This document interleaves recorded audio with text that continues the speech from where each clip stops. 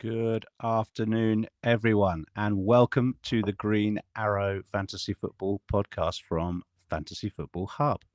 Fergie is away this week, and so I'm joined by an old favourite, someone who used to present the show before me and has hundreds of appearances on the Green Arrow. I'm delighted to welcome back the wonderful Adam Hopcroft back on the show. And before we get into all sorts of detail about 5 free transfers, wildcards, and Aston Villa, Adam, how are you? And what colour was your arrow in game week 15? Oh, I'm really good, thanks, Rich, and it's great to be back. I got green arrow. I might have delayed the appearance if it was red, and it was looking that way until Mbumo and Bruno come up with the goods on Monday. They've both been such a frustrating own because I think I've had them. Man United have played the last 3 or 4 game weeks, and whether it was Everton or West Ham, they've found a way to disappoint. But so it was good to actually get something from them, and it pushed me up into the top 200k. So yeah, really good. Thank you. Brilliant.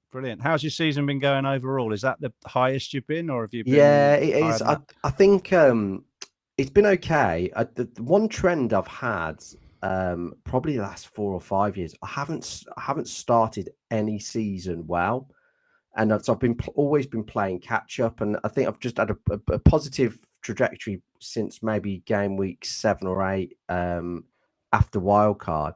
But yeah, there always seems to be that game week 1 I'll do okay, and then it's game weeks 2 to 4 or 5. There's a bit of a couple of big red arrows, and then it's playing catch up.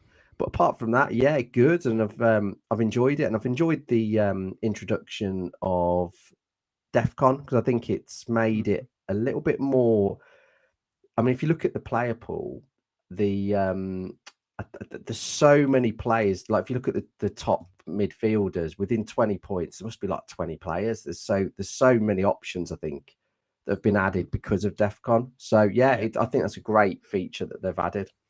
Yeah, and you like the extra chips? Have you enjoyed the frenzy around those? Yeah, I'd say yes, purely because my free hit went well. And when did you free hit? I did it in game week 13, like a lot of people. So yeah, so that worked out really well. I think there's a lot of people that did well out of that. I think triple captain left to play, which will be on Haaland next week. Or possibly, I haven't ruled out Saka 100% yet, but I think I'll likely go Haaland next week. And then bench boost, I think it was 10 or 11, so relatively standard. So, but I think it's been good because I think it's just added a bit more variety to the game, and I think the free hit was quite scary for in the sense that there was no guarantee it was going to beat my current team. And I mean, I had Bruno not in the free hit, but I've owned Bruno since Wildcard, and I think that was one of his better game weeks. So there's a few that I did get wrong as well, but overall can't complain. Yeah, no, that's right. No, it's a good rank, isn't it? It's a good position to be in going into the Christmas fixtures. I'm always thinking, always used to think in the old money, try and get towards the top 100k by the end of Christmas, and you're well set for a cracking finish, really. That's my aim usually. Game week 2021 top 100k, and on track to do that. Particularly if Haaland and the triple captain bang, I think that'll make a big difference. Yeah, nice one. And I'm sure we're going to talk about it in a minute. You're a very keen Aston Villa fan, and things are going pretty well there too, aren't they? They're going really well. If you just said 4 or 5 game weeks in that we'd be third in the league and we'd be, we'd go on that amazing winning run of 9 in 10, I don't think anyone would have believed you. And it's been great because we haven't been spectacular, although the performances of late have improved. And I think Emery's got a great way of controlling games, which I think has helped us. So when we've been in the lead, we keep the ball well, we see out games well. And I think ultimately it's his substitution that, bringing Buendia on and for cash that resulted in us winning on Saturday. So it's great times for Villa fans at the moment, mate. Well, we got a little feature on that later on. Okay. Just to use you while you're on and make sure we mine you for fantasy fantasy tips in that regard. So just quickly, my own team, I think last week did well again. I'm having a good season like you, managing Good. You're to. having a great season. Well, yeah, it's going well. It's going well. It wasn't going great last week until the Bruno Fernandes performance on Monday night. I was heading for a red. It's still pretty turbulent air in the top 50k at the moment. You can be in it 1 minute and out of it the next if you have a bad week. So I was right down around the sort of 50k mark going into the Man United game, and then Bruno's 18 points really helped because he's still relatively low owned. I'm not sure he will be for much longer, and that helped me get a small red up to 26k, and I'm managing to hang on to it. I think now the challenge for me is just trying to stick around and play sensibly for the next few weeks, which I'm hopefully going to do because I'm on Wildcard this week without putting any spoilers in, and we'll get onto that a little bit later. Top 30k in a wild card. Wow. Yeah, there we go. Come on, top of a few leagues as well. So it's quite nice time to be playing FPL. So I'm enjoying it, but not about me this week. Let's move on swiftly into what we're going to talk about. Just a little plug for the hub while I'm on. If you have had a bad start, if you're not doing quite as well as me and Adam, then the hub has got the tools and the people to help you to climb up your mini leagues before Christmas. We have got huge amounts of resources, huge amounts of information for you. So if you do want to join, we'd love to have you as part of the community. And we have got a special Christmas offer coming out in the next few days as well. So keep your eyes out for that. But just to say, yeah, we're here at the hub and we're looking forward to helping you improve your rank through the season. Let's move on. Right, fixtures. I've got on the screen, Adam. I'm not sure if you can see. Yeah, I can see it. The lie of the land. This is what Fergie and I normally go through every week and look at the upcoming fixtures. And I've just really taken the next 6 as a view here for what we've got coming up, and this takes us up to January the 7th, sort of the end of the Christmas fixtures. So we've actually got 6 game weeks packed into the next 4 weeks, and it's going to be a pretty busy time. We've obviously just had a week where we've had 3 game weeks in 8 days. It's not quite as intense as that until we get to Christmas, but then we've got a similar type situation where we've got Boxing Day fixtures and that weekend, and then another set of midweek fixtures, and then some New Year fixtures. So it does get very busy for the teams in the second half of this graphic. But just looking at that, who do you think are the teams to be investing in between now and Christmas, really, with these 5 transfers that we've all been given? Yeah, I think it's difficult to just pick teams because I think there's a lot of context that comes into it with players as well. And so you could look at it and think, well, City's fixtures are quite good, but then is it going to be more rotation? I think a lot of people would have done the Mateta to Thiago move, and I like that move. And I think Brentford's fixtures are good. I think outside of Thiago, you possibly could look at their defence. I mean, they've done okay this season, so I think there's some options there, and their fixtures are quite good. I think Newcastle are a second on here. I don't like the entry point at the moment. I think a Northeast derby, I'd be a little bit. I think that's got yellow cards written all over it. It's got an air of unpredictability. It's massive for Sunderland as well, from the first one in a few years. So I don't think the entry point's that great. And then they've got Chelsea and United. So I think that can wait. And I think this is probably a little bit of a challenge, is that, picking the right entry points for teams. Yes. I think United have got an all right entry point this week, Bournemouth at home. And I think their fixtures are relatively good for at Christmas, but they've not had Europe as well.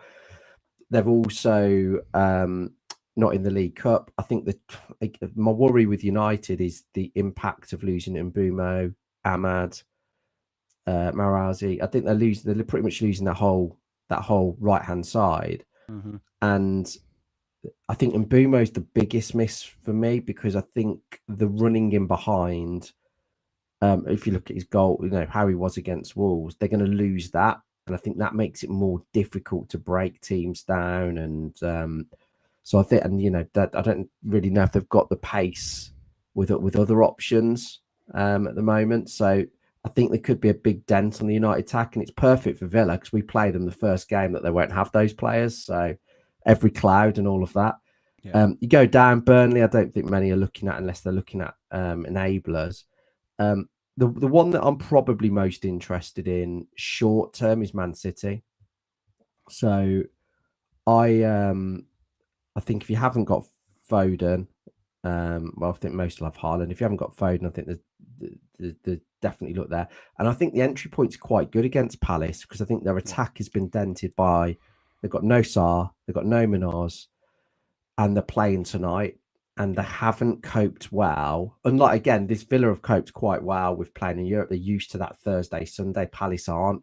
So I like the entry point for City this week. And I think having the right 3 City players over Christmas is good. And I think historically, I haven't checked this, but I've always felt City do quite well in December.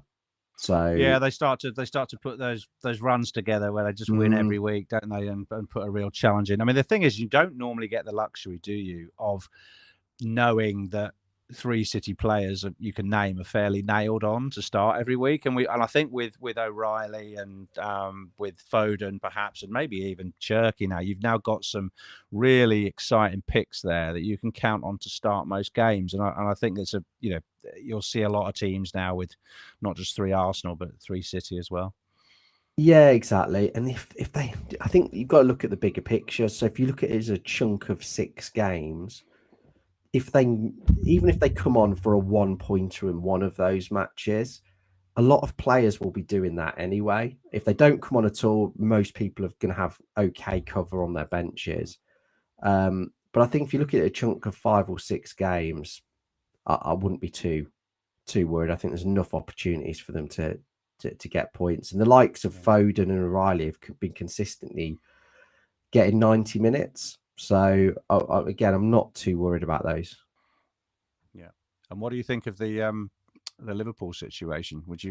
They have got good fixtures, Yeah, still, but not quite so straightforward, is it?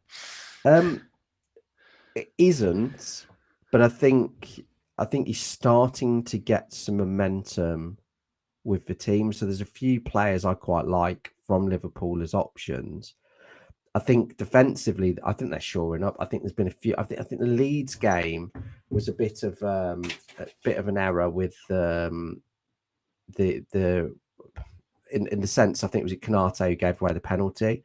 That doesn't happen. They see it out in my opinion, and I think so. I think they're starting to get a little bit of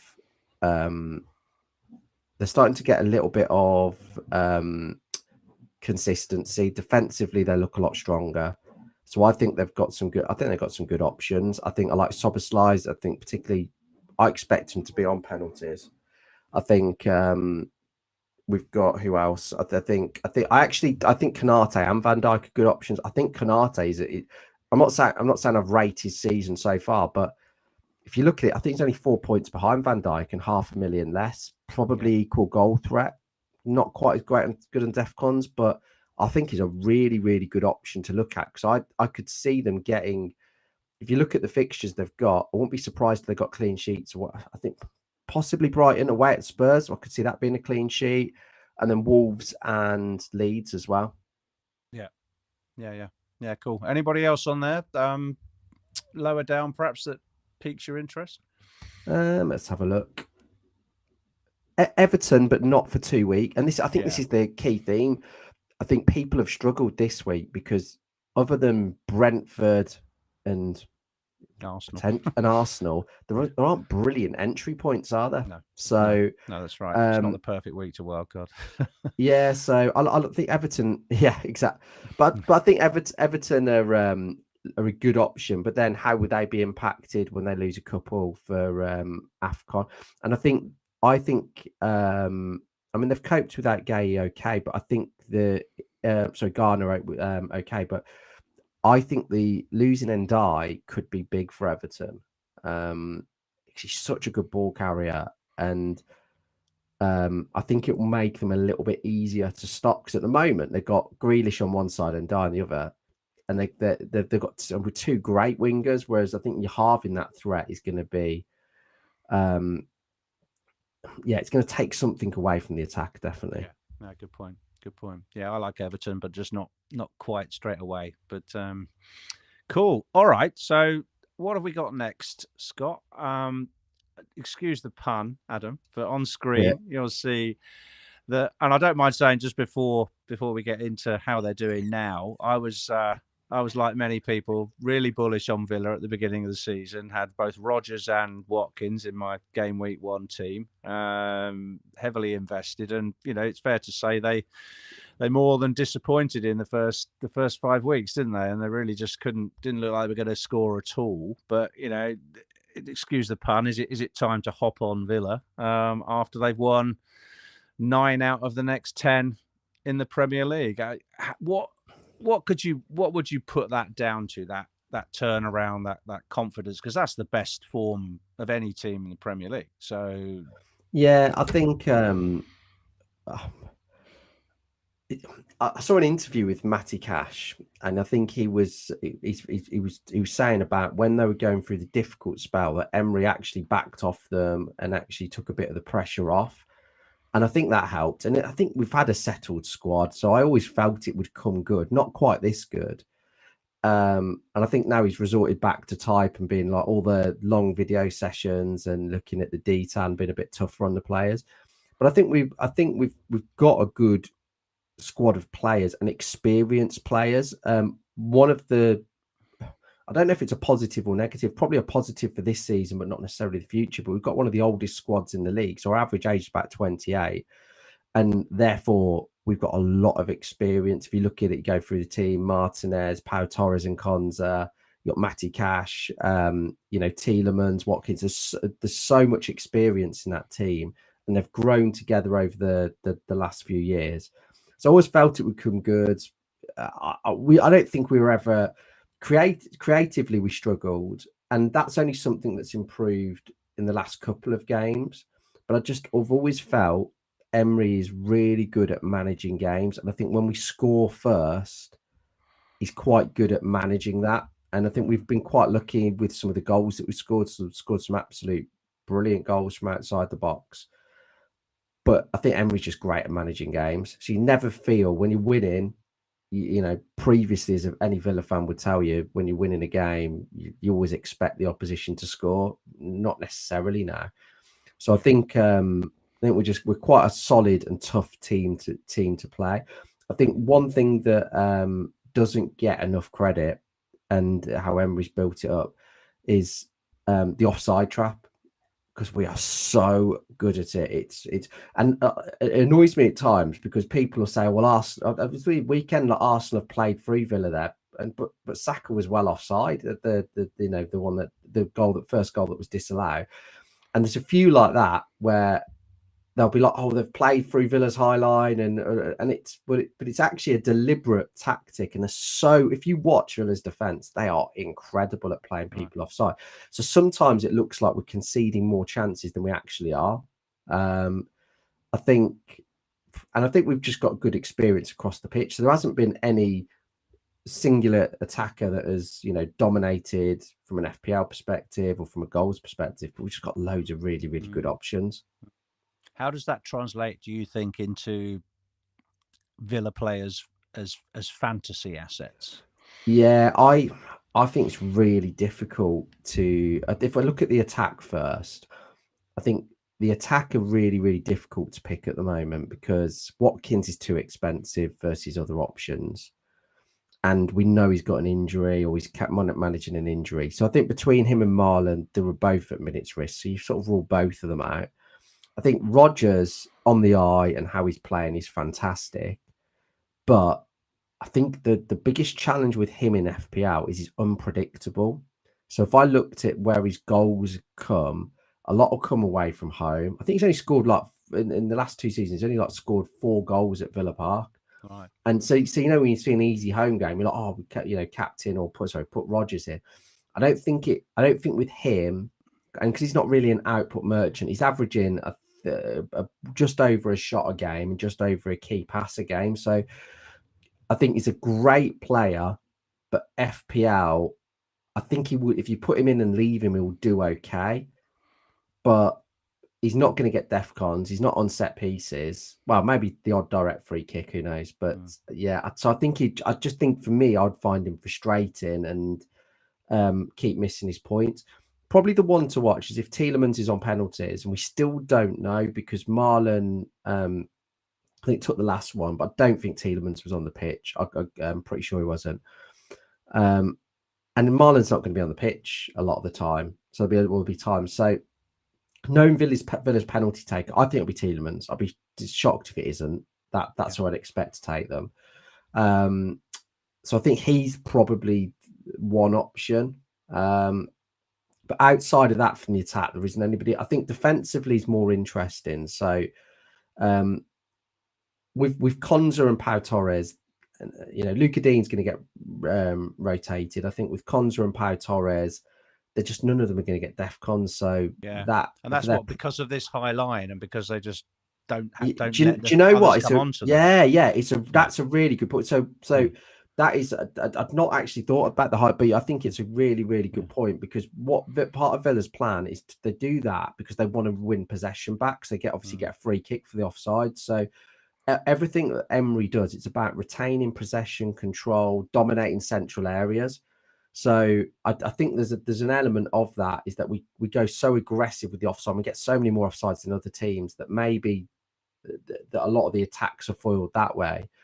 I think Matty Cash is an option, but I would say probably from game week. I think actually looking at the fixtures, I think game weeks, I'd avoid Villa for the next few game weeks. So I'd avoid them up to game week. The next 4 are tough. I think West Ham away is tough and hard to call as well.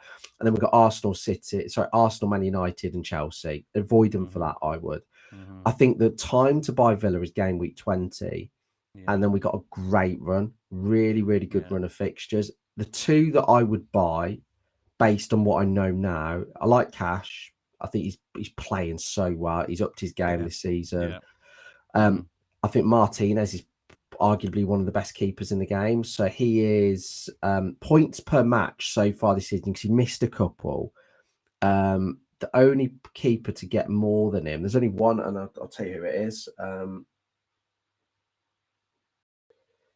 But I think it might be Pope, but it's only one keeper that has got more than more points than him this season per game. He's got more than Raya. So I think he's a great option to put in, and he does well on bonus on the baseline BPS. He'll do quite well. He saves a lot of shots as well. So I think Martinez would be a really, really good route to go from game week 20. I'm considering it, actually, because I think I'll then maybe I'll be happy go with Villa's fixtures, and it will take me up nearer to a wild card to back Martinez, and then go with just Gabriel in Arsenal. Yeah, interesting stuff. Yeah, it might be a little bit more on Matty Cash later to talk about. So he certainly sticks out for me. And obviously I don't know what your free hit looked like, but Martinez and Cash did very well on the free hit in game week 13. So they managed to get a clean sheet that day. So they've I don't know how, though, because to be fair, Wolves probably deserved to score, and it was probably the brilliance of Martinez actually that saved the clean sheets for a lot of people. Excellent, mate. Thank you very much for that. Really interesting stuff on Aston Villa, and I'm glad you're having a cracking season as a true fan. Right, let's move on. And just before I do, just welcome to everybody in the chat today. Just to call out a few people in front of me. Michael Roberts is in, Troy Dogan, Cornflake Tudor, nice one, nice name. Maxi Moments, Cornflake Tudor, Fabian, Boozer, Bodgeman Joe. Thank you very much, all of you, for joining, and many, many more. Keep chatting away, and we'll come to you shortly for some comments and questions. Transfer targets for game week 16. Now, just before we get into who we might want to be bringing in this week, I mean, we've got a glut of transfers. 60 million plus transfers have been dropped into the game in one go last Saturday. Unprecedented number of transfers available to fantasy managers this week, and it certainly had an impact on the markets. They've gone fairly crazy over the last 4 or 5 days. They haven't put any special measures in that I can see to slow the markets down, which means that several players are likely to double rise and maybe even triple rise by the weekend. So it's a great week for making a bit of money on your team value, and also investing in players that you might want to get in for the Christmas period. So I put a few candidates up on the graphic here, and maybe we can talk through those. Some of those have a bit of recency bias attached to them because of their unbelievable scores. Last week, I got a bit of bench jam with Van der Ven for Munoz when he was absent. So getting the 6 points off the bench is fairly jammy, but it wasn't Dewsbury jam. You know, No, if you happen to have Kiernan Dewsbury Hall on your bench, you were on for a 16 pointer. So we got to talk about him. Let's start with him. What do you think of him as a budget enabler? I think there's a lot to like. I think Yeah. I didn't like him at the start of the season. I don't like players that get booked easily. It puts me off massively. But he seems to have changed that part of his game. So I don't think he's had yellow cards since his ban. I think he's added a few DEFCONs in. He's involved with set pieces. I quite like as well. I mean, he seems very two-footed. So I think a few of his goals have been off his so-called weaker right foot and been really good strikes. So, and I think even his goal, what was the, is it the Newcastle goal? Wow, it was some goal, that touch and finish. So, yeah, I like him. I think. What do you think? I think he's the ideal enabler. It reminds me a little bit. I mean, last year it was standout. Morgan Rogers was the 5 million pick. My problem with owning him, and I owned Rogers for 38 weeks last season, was I kept leaving him on the bench and I kept missing out on his points when he scored them from the bench. And the danger with having a £5 million enabler that's so good is you don't always play them. And I think Dewsbury Hall looks like the player that, you know, once we get to game week 18, you probably want to play him every week and you probably don't want him on the bench. That's probably going to be the frustration of owning him, because he has got a very high ceiling and he's already hit a couple of mega hauls, hasn't he? So that's just a slight warning to me. But he's in my wildcard team.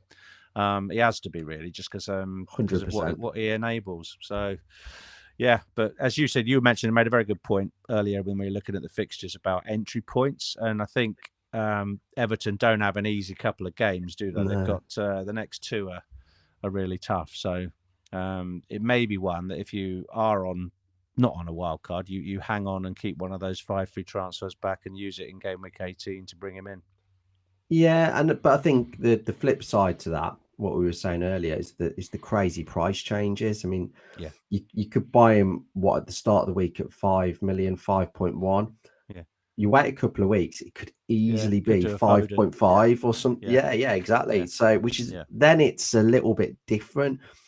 It maybe that changes your mindset. If you buy him at more, you psychologically you may think, I'll start him and not be as willing to have him on your bench. I don't know, but yeah, I think he's a good option. We just need to see how Everton are impacted as well, because they're losing 2 key players. Yeah. No, it's good point. And then, you know, there's probably some more predictable faces on here. You know, the dearth of form and consistent strikers across the game. You know, everyone's got Haaland. He's not going anywhere for any teams. But, you know, where do we go after that? You know, obviously this week with Brentford's being top of the fixture ticker for the next 6, we've got Thiago on there. You know, he scored 11 goals already this season in 15 game weeks. Most of those, or an awful lot of them, have been penalties. Brentford aren't brilliant for open play XG, but nevertheless, he does seem to be the default second striker that out there. But beyond that, who do you go for? This is definitely the week to bring Thiago in if you don't own him already. But you know, is he in your team yet? Yeah, I did the move on before Mateta played, actually, so it might have been Saturday night. I just didn't. You could see it's going, and it was always a plan move to do it this week. I think it just got easier and easier with Mateta's limited minutes.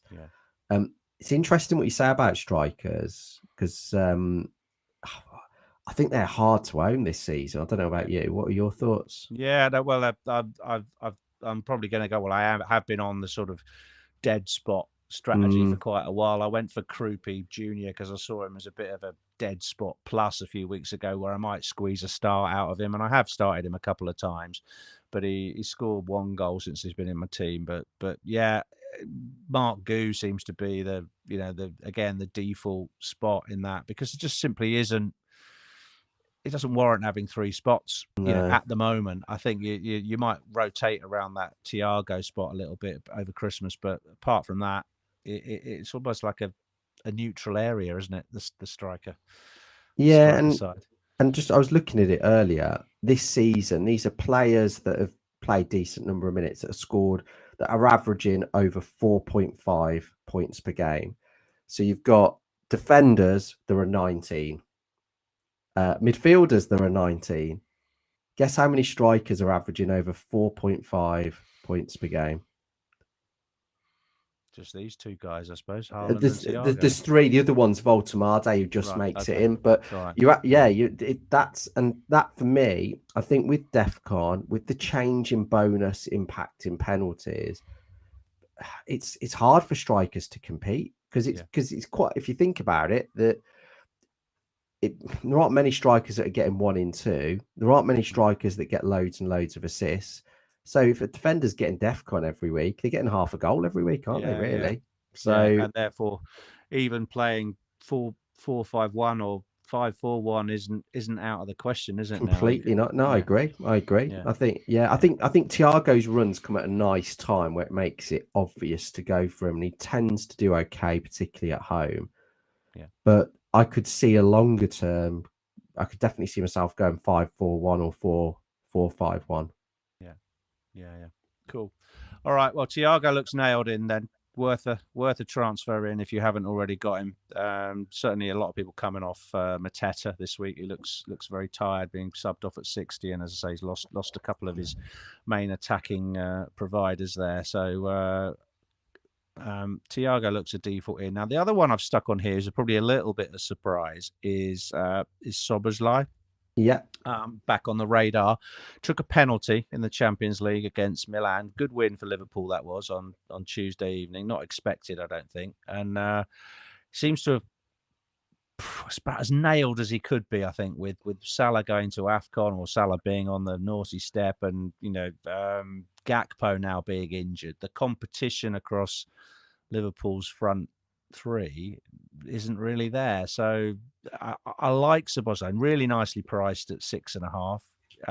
And if he does end up on pens, I'm not sure he will do, with Ekitike and Isak sharing. Well, I think Ekitike was on the pitch on what day, on Wednesday. Yeah. And then I think that in terms of Isak's an interesting one, because his penalty record isn't brilliant. I mean, he's missed a few. I think it's about 75%, might be a little bit higher. So it'll be a case of, does he go and have Isak as does he like you do it as a confidence booster for him, or is he going to literally pick the best penalty taker? And I think that would be Szoboszlai, in my opinion. He's got a great record. I think he's only missed 1 out of about 20. So yeah, he has. I heard that earlier in the week. So yeah, he definitely. I mean, I think in Liverpool got pretty good fixtures all the way through the next 6, but then I think they're coming up in about 2 weeks' time. They're playing Leeds and Wolves back to back, I think, and they might both be at home as well. So they really have got to.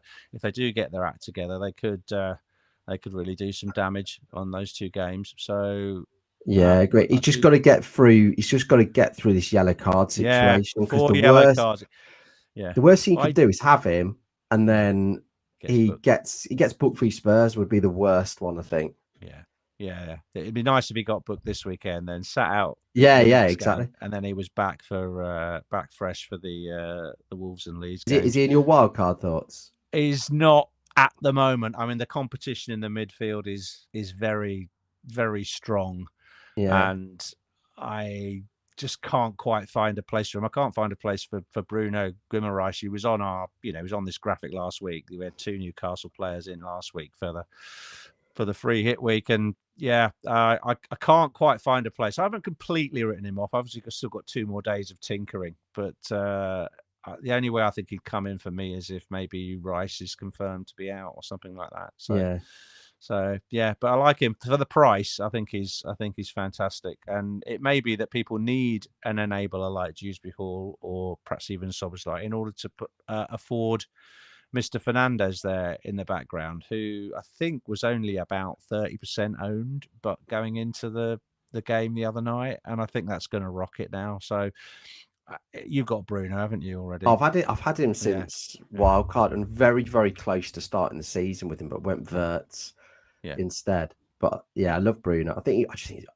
I like watching him as well. I think he's all action.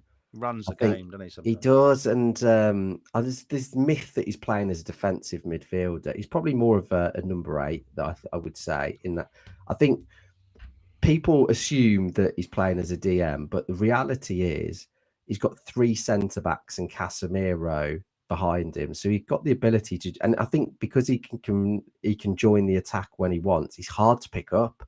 Mm. So I love owning Bruno. He's Yeah, one. He's yeah, the one that I think it's hard to captain because I think he's quite unpredictable when his hauls are going to come because he could do it against genuinely anybody. Like take the Palace away game, for example. So I find him difficult to predict in any singular game, but I think for me, he's just great to have. And yeah. I mean, unless he gets injured, he probably won't leave my team for the rest of the season. Yeah, I think he's almost no player's essential over Christmas, but he's ideal for the Christmas fix because you just know he's going to play 90 minutes of every game. There's all that upside you just mentioned, Yeah, and you just don't have to worry about him if he's in your side. You know, you might want to captain him if you don't fancy going against Haaland some weeks, but like you say, it's difficult to pick the whole week because it doesn't always come in a home game against a low block team, does it? It no, come, you know. he's consistent, but he's Yeah. and because of the types of goals that he scores and creates, Hmm. I think there's a lot of variance as to when that can happen. But I Yeah. think he's just the perfect. Put him in your team, leave him Yeah. there, Exactly. and he'll pay you back. So Yeah. yeah, really happy with Brit. Can I Yeah. ask you about Saka? I've got a few. Yeah. Let's talk about him. He's there in the foreground. Yeah. What do you want to know? What do you want to So I don't own Saka, and I know? haven't. Okay. I've owned him. I don't think I've owned him at any point this season, and so I've got Mbeumo. Probably am going to do the Mbeumo to Saka switch this week, but Okay. I think after this week, I don't know if you need to. I think I don't necessarily think you need to own him. I think I've got a few question marks. I was a bit when I was watching the Villa game. Not as a non-owner, he looked very, very dangerous. And to be honest, the second he went off, I was pleased equally from both fantasy and Villa point of view because I thought Yeah. but I think if you're not going to captain him post game week 16, and I'm not sure, I think there could always be doubts around his minutes, particularly with Madueke playing so Yeah. well and Arsenal not wanting to lose into injury like what happened this time last year. So is he in your long-term plans? Could you envisage selling him? What are your thoughts in and Yeah. around Great Saka? questions. And I think if I'm right, you about 3 weeks ago you put out a stat, didn't you, about his lack of assists over yeah, the yeah, last yeah. year or something. You said he hadn't had an assist from open play for like since January or something. Was it? It Is that was. what you Do said? you know what? It was funnier with that Yeah. stat. So he Yeah. hadn't in the Premier League. He didn't have an assist since November the 30th last year, Right. and then he played Chelsea on November the 30th, and And actually he it was got an assist. exactly a year between his assists. Right. So Yeah. I'll take an assist on that one. I think I'll set Yeah. him up for that. Yeah. So Very good. Yeah. Yeah. So I mean, I do like him. I think everybody likes him. He's a very popular young man, isn't he? You know, he's huge, you know, really nice bloke. But you don't just have nice blokes in your fantasy team. And he was great when Gabriel was firing. So his combination with yeah, corners with Gabriel attacking every set piece, that was really nice. Obviously, with Gabriel out of the side, they've lost some of that threat there. I do like him. The issue, I suppose, with getting rid of him is there hasn't really been anyone coming along at that price point or that at that premium level where he's in competition to replace him. The one obvious one is if Cole Palmer starts to get back to his best, and Chelsea's fixtures I think pick up a little bit in a few weeks, but really pick up after Christmas. And Palmer, I think, will take a while to get up to speed, but swapping Saka to Palmer, I can see myself doing that and then just going for Rice in midfield and a couple of Arsenal defenders instead as part of the mix. Because at the moment I'm swinging towards having 2 Arsenal attackers in my team, and then I think that the time to maybe move off it will be when Palmer is back, hopefully back and banging in the goals. But for now, I just think again he's a nice dependable asset. He may not get 90 minutes every game, as you say, because Madueke is a great great substitute for him, but also we'll compete with him for minutes. And I can see Saka getting a rest over Christmas. He won't. I think he'll be fine this week to captain. I think he'll be fine to start the game. But Madueke will take minutes off him. So if you do want to move off him, I don't think he's essential as we talked about Bruno being or Haaland being or anything like that. So definitely think you can go without him. But you probably would make a different Arsenal mid. You want to cover it somehow that way, I would think. Yeah, interesting. The thing that's I think the fact he's getting DEFCON and he's playing for Arsenal straight away, or he's been getting DEFCON in some. He could easily do nothing and get 5 points. And I think he's been quite consistent with his returns, but not spectacular. But that could that could change in any one game. I don't think he's had his 18-point a game this season, which I think will happen at some point. Where I could see things going is if he is benched in, say, game week 17, but I think they play Leeds, don't they, in the League Cup? So there could be, whether it's 17, 18 or not, if he's benched, particularly in 17, or people think he's going to be benched in 18, Liverpool's fixtures are quite good, aren't they? And they've got a couple of really expensive or more expensive forwards. And I think that's possibly where people could think, oh, hang on, maybe I downgrade him to Rice and upgrade, my non-playing forward. I could see that happening. Yeah. Because I think people will start looking at Wolves and thinking, okay, that maybe that's where we could go. But and they've got the transfers to do it, hasn't they? Everyone's got the transfers to do a double move, and so you can move around the money around the positions very easily at the moment. Yeah, exactly. I think I'm set on Saka. I think I've just seen some people. I mean, there was some talk of people. I might sell him into a week or so, but I don't think I can not have him for that Wolves fixture where he's looking likely to start as well. Yeah, it might be interesting. Scott, I don't know if you can hear us. So maybe you could put a poll in the chat for captaincy for this week to see who the chat's going to captain. May it be Saka, Haaland, or who else? Bruno or someone else, maybe. That'd be great. Because I'm certainly thinking about captaining Saka before we stop talking about him. I think this might be the week to take it on. I've been playing it very, very safe so far. And I think that Wolves were so bad against United. They were quite good against you, weren't they? I think they've been better. They've been better away from home. Probably the exception being the Chelsea, I think, racked up quite a few chances against them. But their XG conceded away is a lot better. Yeah. And it does make me think that if Arsenal go 2-0 up, is it a case of, I suppose they've got a week off though, haven't they, after? So maybe it's a goal difference one where, because actually goal difference is going to be a fact, could easily be a factor this season. So yeah. Excellent. All right, good. Well, let's have a quick look at these markets then, see who people are actually buying and selling. Got a graphic on screen now that talks about the the transfer market madness. Now, I think this slide might be maybe 18 hours old or something. But look, Foden is still probably over 1 million transfers in this week already. Last week he went up 0.3 million and was well over 1 million transfers. So I mean, have you ever known a bandwagon quite like this? He'd only scored 1 goal up to a couple of weeks ago, and he's had 5 in 3 games. Yeah, I mean, he's got 3 double-digit hauls in a row, isn't he? It's right. I just think I don't think there are that many options at the moment. As I was saying to you before, a lot of the points are quite condensed. So you look at the top 20 midfielders, there's not much to pick from them. So there aren't really, outside of a couple of obvious picks. But I think the form that Foden's in, and his issues often been his minutes. And I think his minutes seem as secure as they've ever been. Yeah. So I think it's hard to go without personally. and he's whether I think there'll be a point where you can take him out, but I think at the moment, absolutely fine. Yeah, really, really good option. Yeah, no, fine. I mean, Thiago, pretty obviously, we were talking about him just now, 750,000 transfers. One we haven't talked about that much, Bruno Guimaraes, still very popular, almost half a million. I think my thoughts on Bruno are he's a real homer. He plays all his good games at home and he's fantastic. But Newcastle have got 3 away games in the next 4, so it just doesn't seem like the right time to buy him. He scored an own goal, didn't he, last night in the Champions League? So in an away game.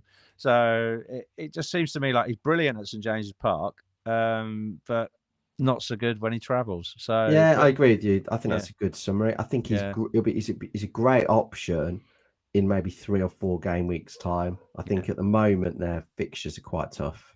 Well, the next few anyway. I don't like the Sunderland, Chelsea or United game. I just think they're all quite difficult to pick. So I think I'd hold off on Bruno. And actually, his price is getting closer and closer to Gordon's, and I think they seem to be getting quite a few penalties at the moment. So you got another one last night, didn't they? Yeah, so probably worth thinking about the extra for the penalty taker. Look at who's 5th on that list, mate. Cash. I know. I'm surprised by that. Yeah, I wouldn't have. Again, his fixtures aren't brilliant. The thing with Matty Cash though, he can do well in the tougher games. I think he scored versus City.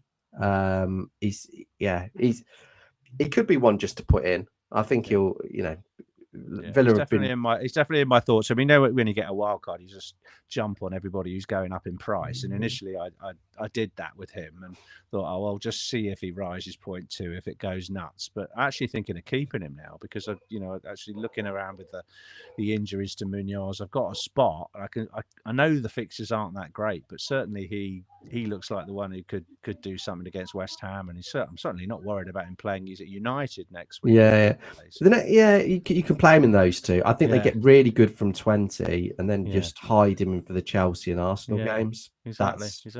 No, he looks a good pick. Dewsbury Hall, again, we've talked about him. Chalabar's one we haven't mentioned. He is popular, especially Chelsea, very good fixture this week. And he's about as nailed as you can get in the Chelsea defence. So quite like Chalobah as a pick, although he has got quite a lot of competition in that 5 million bracket. Some fairly healthy. The thing that's good with Chalobah is that I think he's a real goal threat. It just seems to be a magnet on those set pieces. So I think he's a good option. I'd be very, very tempted if I was on Wildcard. So I think he's just a good long-term hold. Seems to play a lot of 90 minutes as well.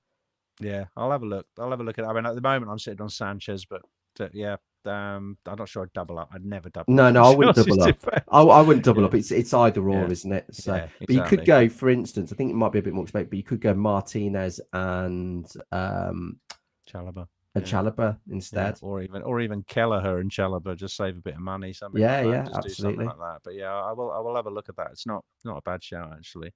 Harry Wilson, don't talk about him very much in fantasy circles, but 3 great fixtures for Fulham coming up. Burnley this week, and he's scoring worldies from all over the place. If you want an alternative to Dewsbury Hall for the next 2 or 3 weeks, quite like Harry Wilson. And then Timber, Rice, some slightly more obvious picks. Guehi, who's top scoring defender now, I believe. Can't stop delivering the goals and assists somehow, and the DEFCONs for Palace. So some good names on here. I'll stop there. Let's just have a look at who's being sold, to make way. Look at that. And Buemo, still got a game left, but people are they're not waiting, probably because they want to get Foden in as soon as they can. But highest transfer out is Mbuemo. Mateta, people losing their patience there. Semenyo, Fergie's darling of the season. He's being sold by many, although 2 good fixtures, I think, the next 2 weeks. Absolutely. So Semenyo's not a bad hold for now, in my eyes. And then Munoz, that's obvious. João Pedro, everyone's forgotten about him. Calafiore, they're suspended this week, I think. And I would probably move him on if you have 5 transfers. But anybody else on there that you're surprised at that's being moved on? I'm not surprised by any of them, but I think Van Dijk, I'm happy keeping. I think Yeah. he could have scored a couple the weekend. I just think the fixtures are okay. I think Liverpool, how they seem to be in tightening up mode, and I think his approach to the West Ham away game, the Leeds game. I know it didn't quite work out with Leeds, but it was, and even the Inter game was, let's try and be tight and defensive first. The XG they're conceding is relatively low, so good for Defcon. I think he's got a goal in him. I like both him and Kanate. Okay. And I think more bullish on Liverpool than the average fantasy manager, mate. I think. Well, I don't think. I actually don't think Liverpool have been as bad as everyone is making out. So if you break it down game by, I think the start of the season they got lucky and overperformed, but I think the Forest game, that I think they're just fragile when they concede the first goal. That's obvious, because I think when we lost to them, I think if we score the first goal, we probably end up winning the game. But I think they've tightened up recently, and I think if you just the game on Saturday could have easily been a 2-0 win. And I think it was really, really heading that way. And to be fair, the Leeds crowd and the energy from the momentum shift, it was a silly mistake. But I think weirdly, Salah's possibly galvanised them. And I think he's sort of stumbled upon going a little bit tighter, playing in midfield, that defensive first approach. And I think they'll have an okay spell over Christmas. I don't think they'll blow teams away, but I think they'll keep clean sheets, and I think there'll be some players that will be on our radar. Van Dijk's going nowhere for me. I expect, hopeful of a he's goal. A good placeholder if you're just going to jump on Gabriel when he's back. Well, exactly. And, he's there, right there, isn't he? And so you might as well wait it out rather than jump around.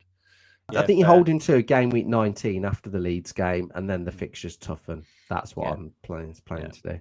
Fair enough. Right, what we got next, Scott? Predicted points. Okay, we'll be quite quick here.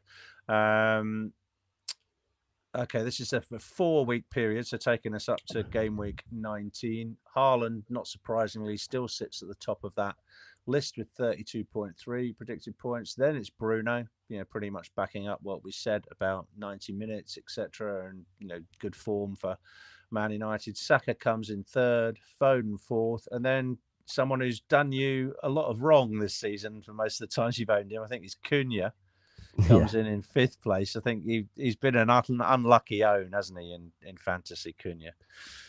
Yeah, I think for anyone that's bought him in, absolutely. But I think it could go one of two ways. I think he'll take the main mantle and think I need to step up, or United will struggle without Mbeumo and Ahmad. And I think I'm leaning towards the latter personally, because I think losing two players of that quality is going to be a big dent in their attack.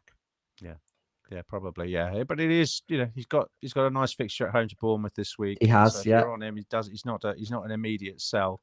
Oh, definitely not. Definitely not. If he can pick up his form that he had for Wolves last season, then he could put in some heavy scores over the coming weeks, which is probably why he's fifth. Semenyo's still up there in sixth. Player I like, I haven't talked about much, is Declan Rice.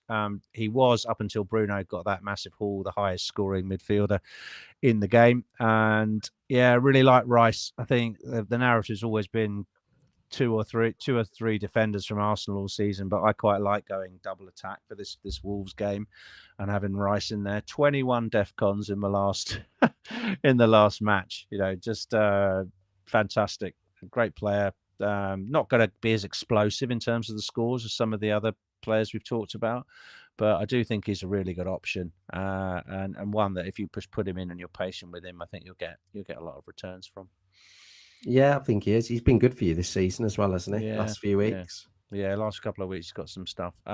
Palmer, not so sure about Palmer. I think you've got to be careful with him. And then we got O'Reilly. We start to get some of the players we talked about on here. Szoboszlai, Thiago, Virgil. You get the defenders creeping in. Bruno G, Incape. Yeah, decent amount of points everywhere. So top defender is O'Reilly, is that right? Yeah, O'Reilly. Yeah, looked really good. I watched the Real Madrid game last night, and he put in probably the man of the match performance in that game. Hugely fit and energetic, running up and down. I'm a bit worried that he overexerted himself and he might be benched against Palace, but he's definitely going to come in on my wild card. I don't think Pep will give Aït-Nouri a game before he sends him off to AFCON. He did that the other week in the Champions League, and it didn't work out. They ended up losing to Leverkusen. So I think O'Reilly will be fine and is a great pick for the next 6. So really like O'Reilly. I think the thing that I like about O'Reilly, yeah, is he used to be. I think when he was coming through the ranks, he was an attacking midfielder, and he's like goal record and assist record, like in the under-18s and under-21s, was really, really good. So he's not like he's not left back, isn't his original position, I believe. Oh, okay. So he's more of an attacking midfielder. Like Pep's theory is like you could have a team of midfielders, and he probably did in that season where he had Ederson and they didn't have a striker. It probably wasn't far off that. Yeah. But I think I just like him because he's very, very attack minded, and he seems so comfortable in the final third. He's also, again, I think you associate fullbacks can't, be a nuisance on set pieces, but he's about 6'4", so he's a big lad, isn't he? Yeah. He looks quite handy in the air as well. So I think for me, the only worry is the slight of rotation. But if I just put him in and play him every week over 5 or 6 game weeks, I think he'll come back with something. Yeah, good point. All right, let's have a look at the AI Gameweek 16 free hit team. Now, if you remember, Adam, we had a choice to make as to whether or not we free hit in Gameweek 13, or the alternative was free hitting in this week. So on screen, we've got the best recommended free hit team for this week, and I'll read it out for those that are listening on podcasts and not on YouTube. It's Sanchez in goal, Incape, Chalobah, and Konate, all of whom have been mentioned by Adam this evening. Saka, Fernandes, and Mbeumo and Szoboszlai in the midfield, very red midfield. Haaland, Raul Jimenez, and Thiago up front. So a 3-4-3 setup. That does look very strong. Adam, what do you think of the free hit for this week? I think I'm glad I played it in 13 because I think it looks good. Yeah. But I don't feel as I think it was right for my team and probably a lot of others. I don't feel as exposed. I think the big thing was the reason people were looking at this one is they were going to go against Haaland, and I think that they were looking at Salah and Palmer, weren't they? They were the two that were, and I think it's probably been a little bit of bad luck with the Salah situation in particular. Don't think anyone could have predicted that. Palmer, there was, I was not too worried. And I've got no plans on owning him until at least game week 2021. So, yeah, from my point of view, it wasn't really a consideration.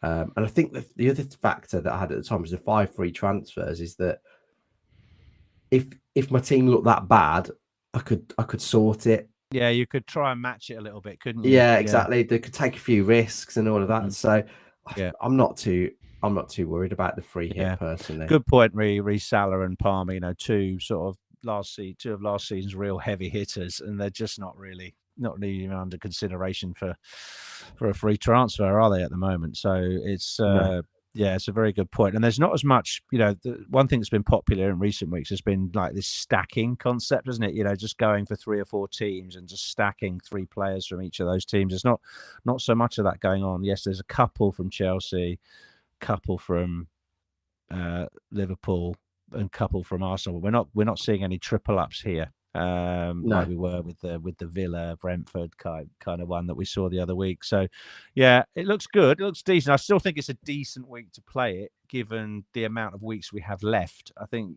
it'd be interesting to see if people have got many chips left, apart from maybe a triple captain or a bench boost to play in the last few weeks, because I can't see a week to play it after this if you don't play it. Yeah, I get that. I think when is the which game week is it after Boxing Day? Is it that 19 or 20? I think that's game week 18 is Boxing Day, isn't it? So 19 could be a good one to play it. I think, Right. if you've got it left, because I don't Yeah. think 16 looks great, because you could see who's rotated, couldn't you? You could sort of try and work out the teams for game week 19. And so let's say Saka starts game week 18, and he's looking tired. You might then want to go with Madueke, and you could really Yeah, that's freshen it true. up and go, gamble on loads of rotation. That could be a play, I think. But yeah, we said it at the start. It's hard playing a free hit when you've got players scheduled to play that week, because when you're playing it in a blank week, you're beating 0, aren't you? So it's quite easy. You're not really, you can't really go wrong. It's very swingy, isn't it? It can go Completely. right, but it can also go massively wrong. And I think I was about 25, 30 points up on yeah, my free hit, but I'll be honest, I'd have been happy with 10. I'd have probably been happy just beating it, just to justify it, because it's such it's tough playing it in a single week. Yeah, excellent. All right, let's roll on to the best wildcard team now. So I'm interested in what this one's got to say. So this one, I think, if I'm going to have to wait for the lag to catch up, I think has this one got Dubravka in goal? So it goes for Dubravka in goal against Fulham. We've got Virgil makes the cut by the looks of it. O'Reilly that we've talked about. Anderson, not surprised at that one. Saka, Fernandes, Foden. That seems fairly template. Keeps Semenyo. Puts Declan Rice in there, which I'm glad to see. That's a bit of confirmation bias for me. And Haaland and Thiago. Yeah, I quite like that. And we'll compare mine to that in a minute. But I probably, on a wild card, I probably wouldn't keep Semenyo. Yeah. He's all right to keep, but maybe they're thinking you've got 5 free transfers, so you can transfer him out in a couple of weeks, and you can just play the upside for 2 weeks. Maybe that's the thinking of the wild card. But it's interesting to see how one Virgil makes the cut, and there's no Arsenal defender in there, probably because of the expected minutes for all of the Arsenal first choice defence. It is, yeah. It must be the reason. How many have you got of those 15? How many have you got? Good point. 1, So 3, 4,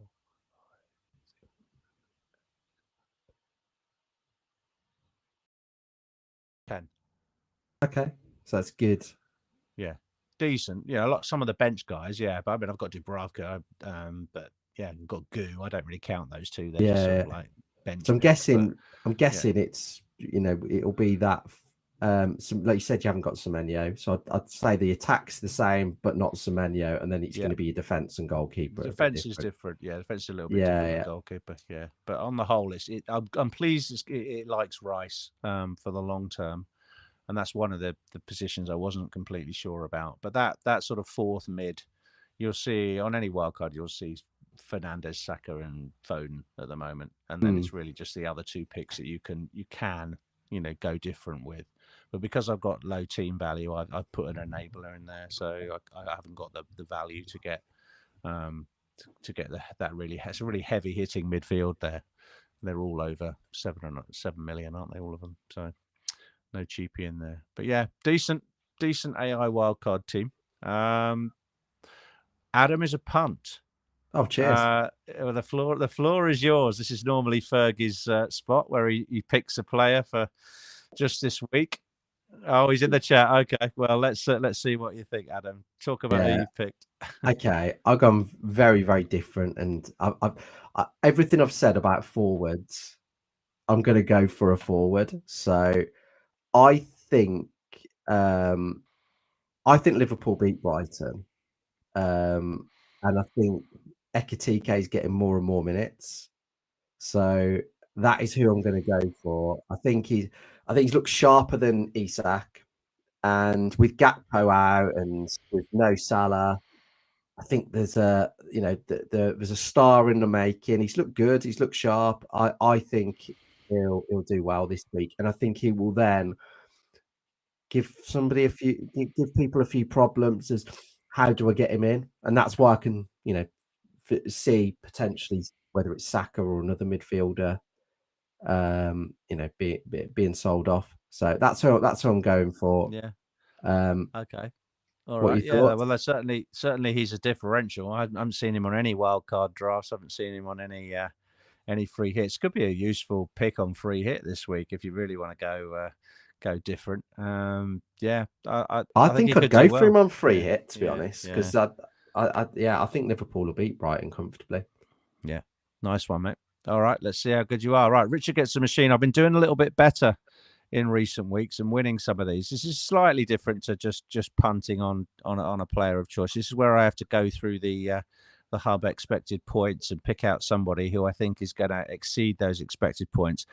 We have mentioned him already. He is in my wildcard team, and he is one of my favorite players at the moment. But he's only predicted mainly probably because he got a rest last night and has been off sick for Arsenal. But my Rich Against the Machine pick for Gameweek 16 is Declan Rice, who's predicted by the hub to score only 4.7 predicted points against Wolves.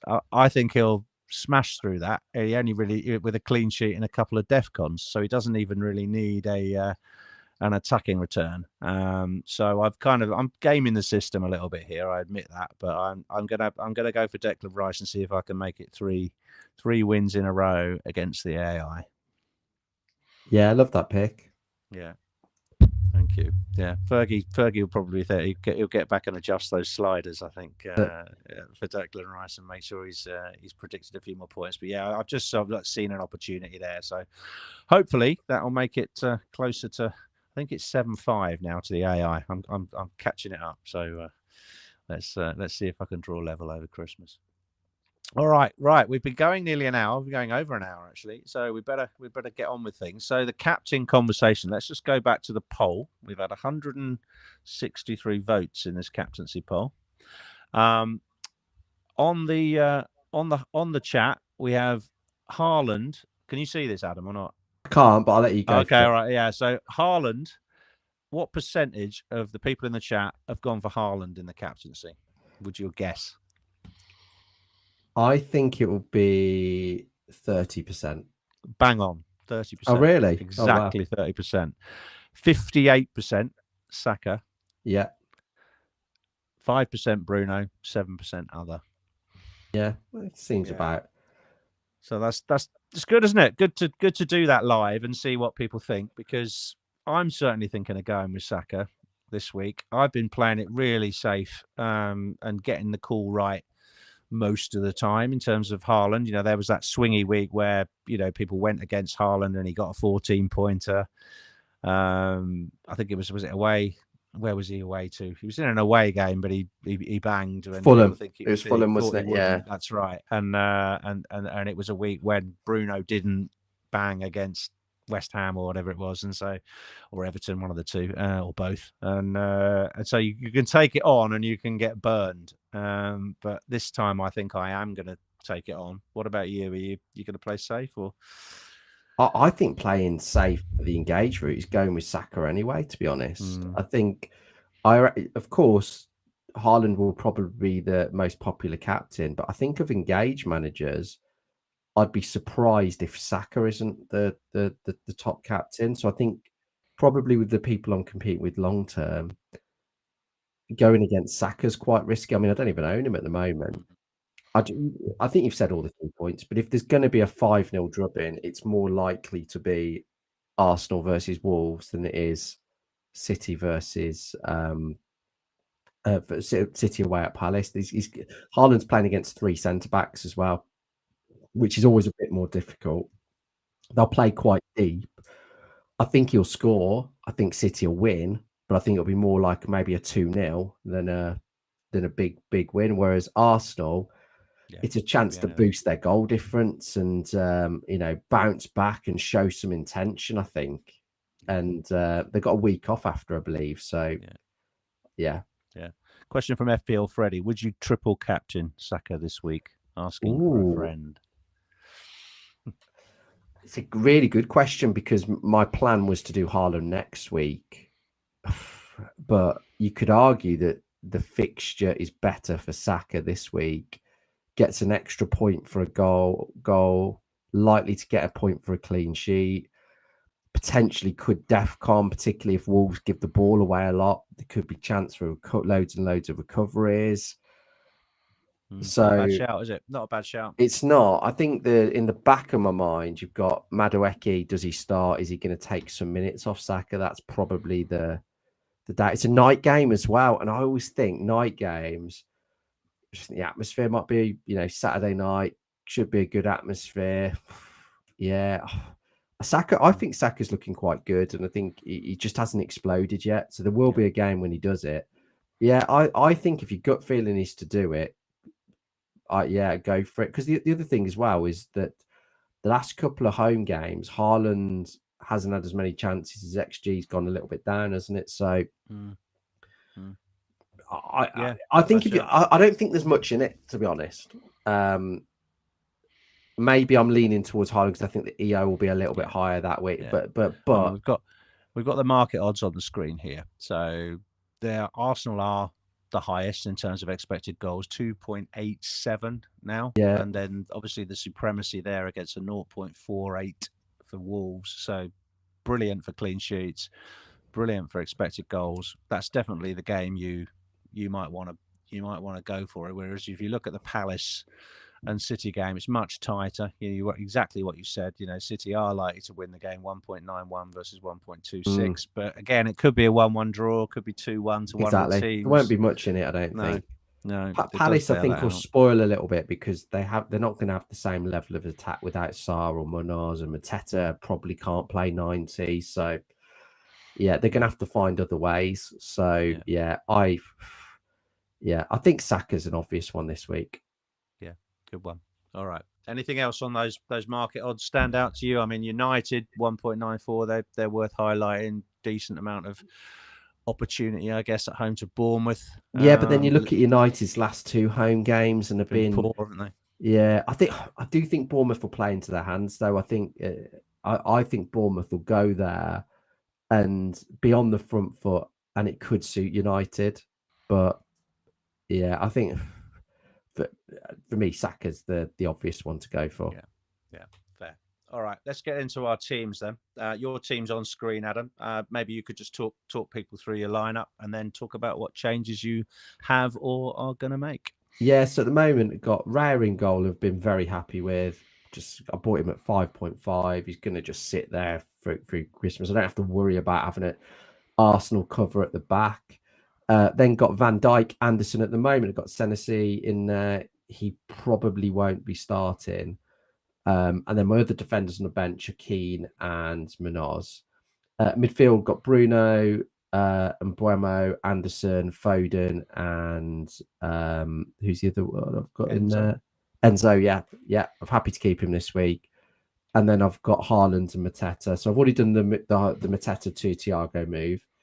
I planned two other transfers. I was only going to do one before the Munoz news. So I'm going to do Saka in for Mbeumo. Little bit of a risk. I think Mbeumo could do well, but given as I'm captaining Saka, if it doesn't work out, it'll be a transfer I probably would have probably done next week anyway. So always those two moves I've had planned for a while actually. So that hasn't deviated. Probably about last 3 or 4 game weeks. As soon as we got these, I was planning just to make those two moves. The Munoz move, I have to sell him. He's out. I don't think there's any great entry points. I don't want another Arsenal defender because I just think that I'll keep a clean sheet this week. So I think it's a good entry point for this week. But I think we've got without Gabriel and Saliba, I think they're a little bit vulnerable, and I think there's some opportunity to pick some different players. Timber playing centre back probably, lacks the attacking threat then, and and he's getting quite expensive now. So I've used it as an opportunity to free up a little bit of money. The player I really like is Nico O'Reilly. It's between him and Chalobah. I think O'Reilly will come in for me. Yeah, sensible. Yeah, and if he doesn't start this week, fine. But you've got to remember, City are chasing Arsenal. They are, Pep will only rotate him if he genuinely thinks he needs it. Because I think there's a big drop off at the moment between him and the a League Cup game midweek. Exactly. And that's where he can rotate in that game. So Exactly, think and you're they don't right. play till Sunday, so they've got the Yeah. extra. They've got the extra day. So Yeah. I think that's what I'm going to go. So it means I've used 3 transfers, and then Okay. Well, going. nothing wrong with that. You'll have 3 next week, won't you? So Yeah, exactly. And yeah. actually, when I've been looking at my planning, it's quite easy to roll in a lot of weeks. I've got a good setup with Keane, with Senesai, with Anderson, with Van Dijk. Yeah. I've got good defenders. Anderson, fine to keep there for the moment. I did think about moving Enzo, but I think Everton at home's fine. And I think Enzo can pick up points in pretty much any game. And it'll have a pen share for part of the game as well if Palmer's not on the pitch. So Yeah. I think I'll just keep him. I I think think so. anybody I put in could score less than him. So I don't think it's worth a transfer. No, fine. Team looks really solid, mate. Looks really well managed, really well set up going into Christmas, and you've got obviously got the transfer cushion now to deal with any issues that come. So yeah, great example there of not being afraid to use a few transfers. I've seen quite a few people this week thinking, they've got 5 and they want to hang on to them, a bit like kind of like a nice comfort blanket. But I think you've got to use them where you need them. A player like Munoz getting injured, just move it on and it's getting that balance, isn't it, between points now and then future opportunity. And I think going into like next week 3, that's good. And if we can keep 3 to 4, or 2, 3, 4, then that's enough flexibility. Okay, mate. Good. Right, let's have a quick look at my wild card, and then you can Been waiting tell for me this. what you think about it.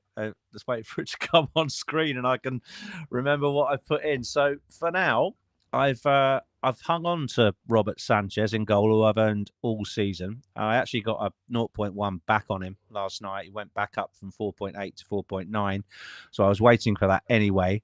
If I do sell Sanchez, it would probably be for Verbruggen, who is available at 4.4 mil and rotates really nicely with Dubravka in the weeks that Brighton have a really tough fixture. But I just think Chelsea are a better defence than Brighton. I just think they are a Champions League level defence. They have kept 7 clean sheets. The only team that's kept more clean sheets than Chelsea is Arsenal. So I think I'm quite happy with Sanchez. He got me a 10-pointer last week, and that really, saved the game week when Raya conceded. So I'm happy with him. He's in for now. I've got O'Reilly in despite the Palace fixture. I've always owned Anderson, and it's not the right time to sell him. So happy with Joachim Anderson away to Burnley. I have put Timber in. He's flagged at the moment. However, I think that is a Arteta stroke international injury, and that he was just really given a rest in the Champions League. He's got a knock, or he said he got a kick in the Villa game. Did you see the kick? Did you see anyone kick him? No, but no, I didn't. I was too focused on going in the back of the net. Yeah. So He was part of the melee at the end, wasn't he, with yeah. Buendia? So yeah, I didn't see him get badly kicked. So I I think Timber plays. Yeah, I think Timber plays. Timber's in, and I think it's a long-term thing. I'll have 2 defenders to cover him off the bench if needed, and I may go 4-4-2 anyway. In the midfield, it's no surprises. It's Saka, Fernandes, and Foden.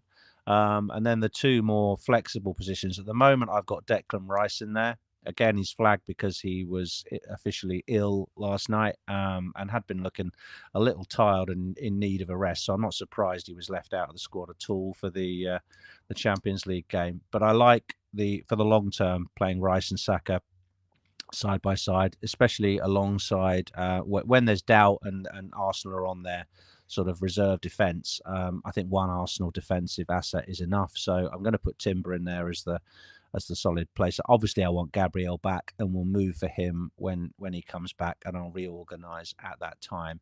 I brought Dewsbury Hall just because I just think he's a gift at 5 million. I think he's one of those. Sometimes people drop a gift like Dubravka as the backup keeper. This is just reminds me of that. I just think you've got a 5 million benchable 5th mid who has 16-point upside in terms of his ability to return points in games. Everton's fixtures are great from game week 18, so I can bench him for the next 2 and may well do and play 4-4-2.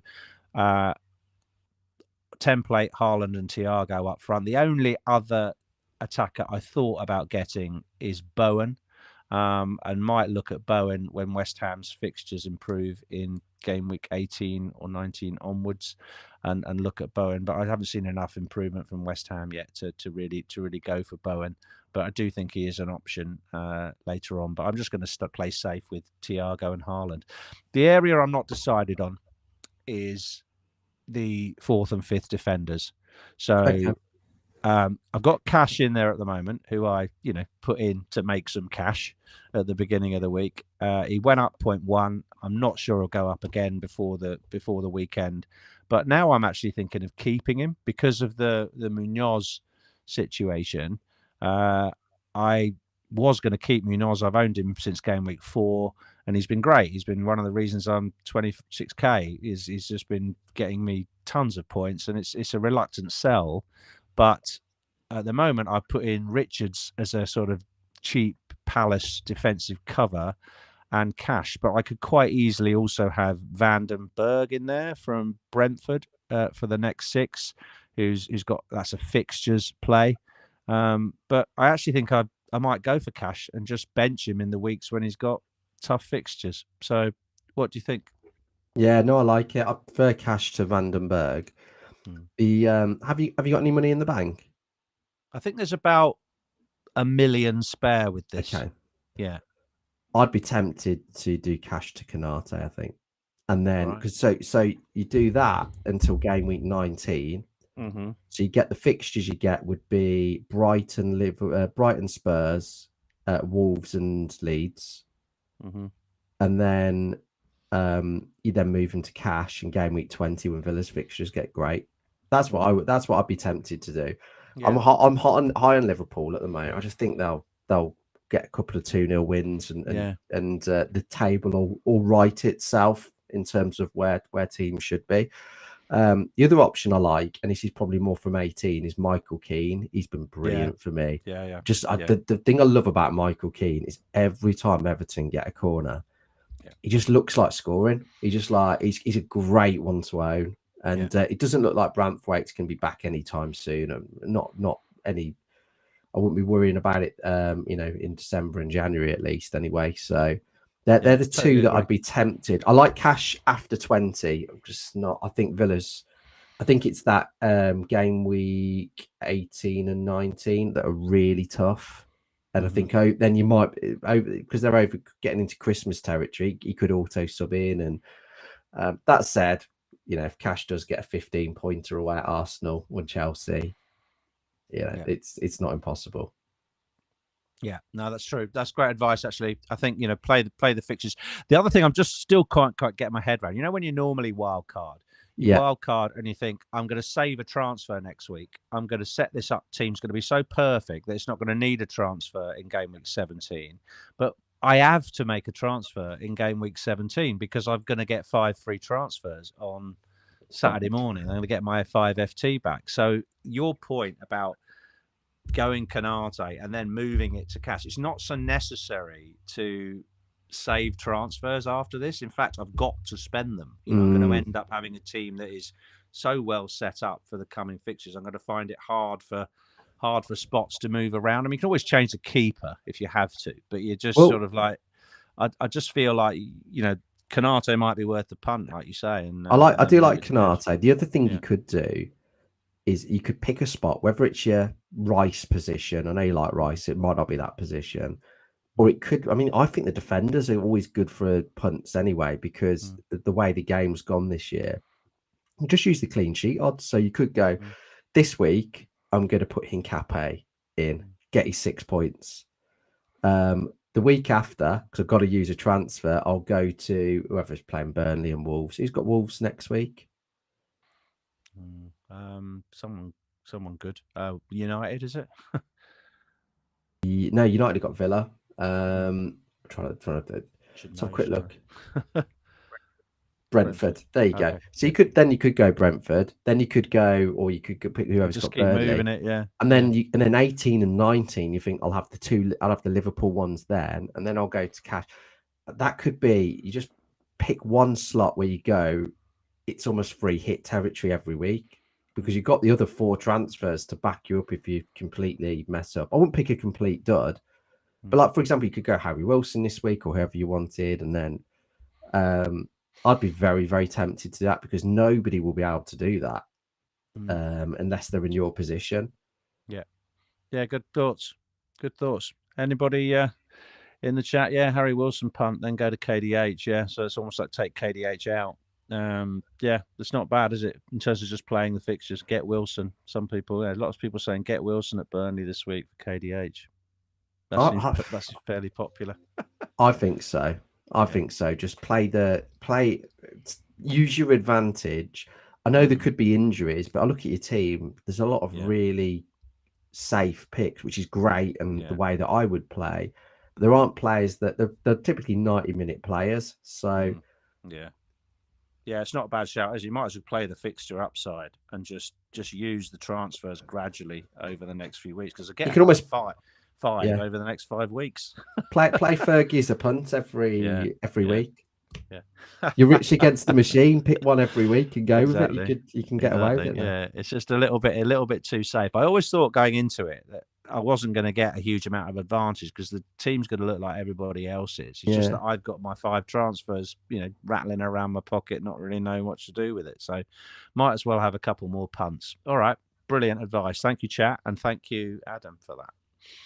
All right, I think that is it for this week. We've been on for nearly an hour and a half, so taking slightly longer than Fergie and I normally take, but been brilliant having you on, mate. Thank you very much for joining us this week. I hope you've enjoyed it, and I wish you luck for the rest of the season, both in terms of fantasy and Villa.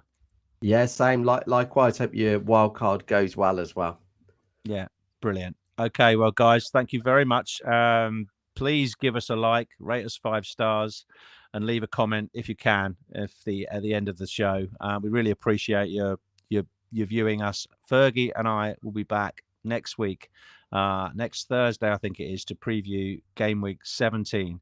In the meantime, all I need to say is may all your arrows be green. Good night, everyone.